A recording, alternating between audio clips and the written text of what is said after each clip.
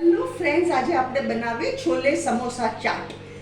એના માટે મેં શું કર્યું છે, 1 કપ કાબુલી ચણા, એને 8 કલાક માટે પલાળ્યા અને પછી એને 5 વિસલ સુધી બોઇલ કર્યા. સોડા અને મીઠું નાખીને મેં બોઇલ કર્યા છે. આમાં મેં 3 ટેબલસ્પૂન ઓઇલ નાખ્યું છે.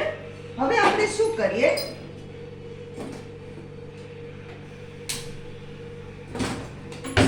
આ ચણા અહીંયા મૂક્યા મેં ગેસ ઉપર. આમાં 3 ટેબલસ્પૂન ઓઇલ છે. મીઠું તો ઓલરેડી હું નાખી ચૂકી છું.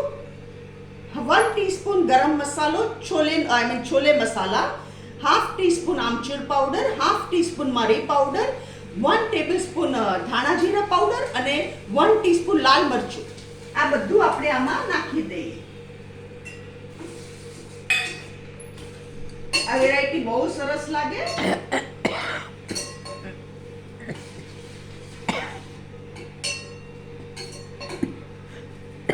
આમાં મરી પાવડર, લાલ મરચું, આમચૂર પાવડર, એનો બધાનો ફ્લેવર બહુ સરસ આવશે. અને છોલે મસાલા નાખજો.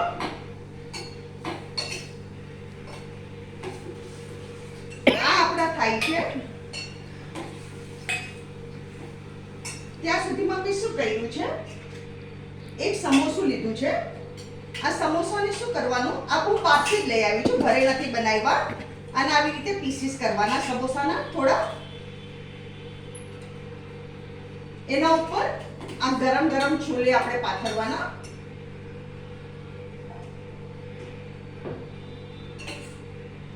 અહીંયા હું ગેસ બંધ કરું છું.